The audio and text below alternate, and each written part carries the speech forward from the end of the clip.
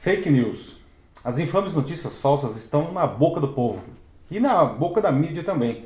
Na semana passada, o Fantástico fez uma reportagem bastante interessante sobre isso daí. Nessa semana foi a vez do Jornal Nacional abordar o tema.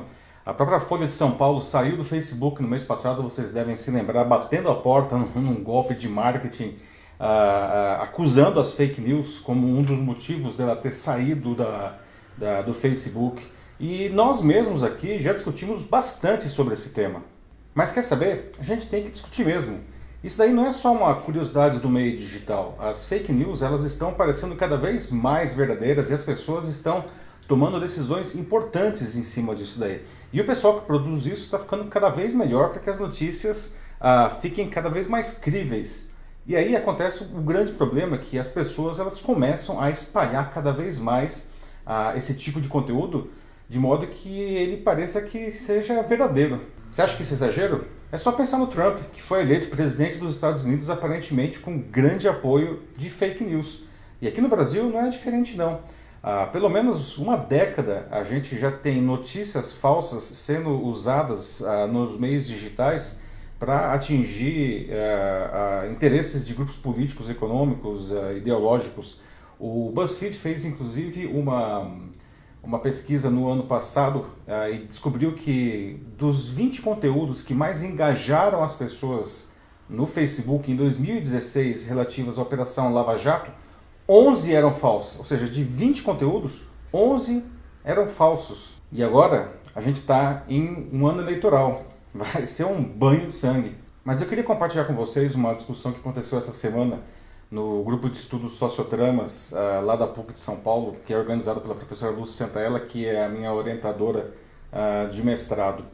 A gente começou a discutir, afinal de contas, o que é fake news e quem que produz isso daí. Fake news, enfim, é um conteúdo enviesado ou deliberadamente mentiroso, criado para atingir um objetivo, como eu falei agora, de um grupo político, econômico ou ideológico. E esse conteúdo ele é feito, habilmente construído, para que ele se pareça com uma notícia legítima, para que as pessoas acreditem naquilo e espalhem esse conteúdo. Quando o negócio dá certo, aquela mentira ela se espalha de uma tal maneira que parece que fosse verdade, e as pessoas compram aquela versão como um fato. Mas uma boa fake news, ela mistura elementos que são verdadeiros, que são fatos, com essas versões, enfim, essas mentiras que são colocadas para atingir o objetivo do grupo. Tudo isso para que elas fiquem mais críveis, para que as pessoas acreditem e espalhem aquilo aí. O que foi discutido nos Sociotramas dessa semana é que os veículos de comunicação, principalmente os veículos de comunicação tradicionais, eles vêm fazendo isso com muita força nos últimos anos, ou seja, no noticiário desses veículos aparecem conteúdos que claramente estão sendo criados, estão sendo colocados ali para atingir o objetivo de um grupo que o veículo apoia, não? Inclusive as pessoas estão criticando muito os veículos nos anos recentes e o que aliás está derrubando a audiência dos próprios veículos, né? Então quer dizer que a imprensa tradicional também faz fake news? Pois é. Só que essa mesma imprensa tradicional, ela fica trombeteando para quem quiser ouvir que a solução contra o fake news é as pessoas pararem de se informar pelos veículos digitais novos, pelos meios digitais, pelas plataformas, redes sociais, e se voltem para a imprensa tradicional. Ora as bolas, mas a imprensa tradicional não está fazendo fake news? Então talvez essa informação de que a solução do fake news é voltar para a imprensa tradicional também é fake news? Que desgraça! Para onde que a gente corre então? Mas se pensarmos bem, isso sempre existiu, em maior ou menor grau. Aliás, o primeiro veículo de comunicação, o primeiro jornal que se tem notícia da história, que é o Acta Diurna, que foi criado pelo Júlio César lá na Roma Antiga em 69 a.C., ele já era desse jeito. Como que funcionava o Acta Diurna? Que também, aliás, era o primeiro veículo de mídia publicitária.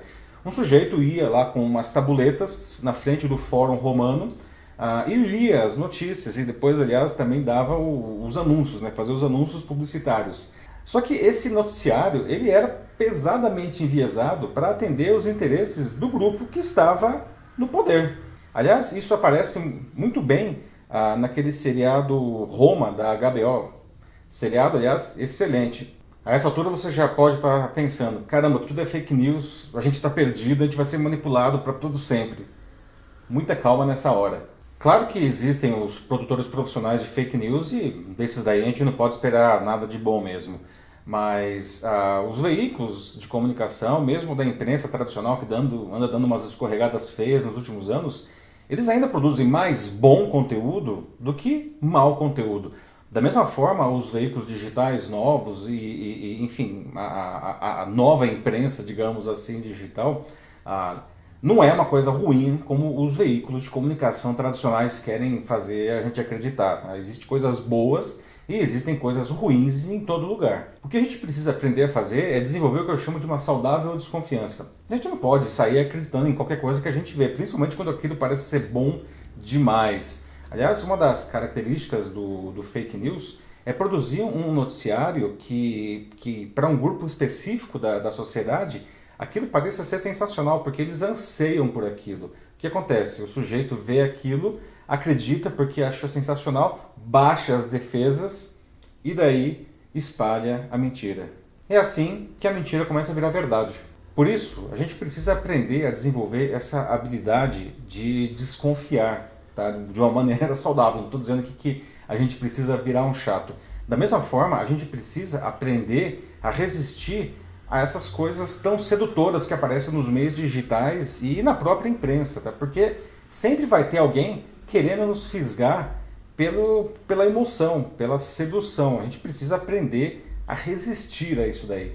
A gente tem que ser os senhores do nosso próprio destino. A gente precisa aprender a escolher a realidade ao invés desses prazeres fugazes que cada vez mais nos oferecem. Aliás, no meu artigo mais recente eu fiz uma análise sobre isso daí, fazendo uma comparação inclusive com o filme Matrix. Quem viu esse filme, esse clássico da ficção científica, deve se lembrar que o personagem principal, o Neo, em determinado momento, ele precisa escolher se ele quer conhecer a realidade ou continuar vivendo em uma ilusão criada por uma máquina, a Matrix. Lembra a história da pílula vermelha e da pílula azul? E o Neo, ele escolheu a realidade, ele tomou a pílula vermelha. É isso que a gente sempre precisa fazer. Não deixe de ler esse meu artigo também. Deixei o link para ele aqui junto com o vídeo, tá? Gostaria muito de saber o que vocês pensam sobre tudo isso que a gente falou aqui no vídeo e também o que está sendo discutido lá no artigo. Como eu disse, não é uma mera curiosidade, isso é alguma coisa que realmente é importante para o nosso futuro, para o desenvolvimento da nossa sociedade. Então, vai lá, vai ser um prazer ver o que você tem a dizer. Um fraternal abraço, tchau!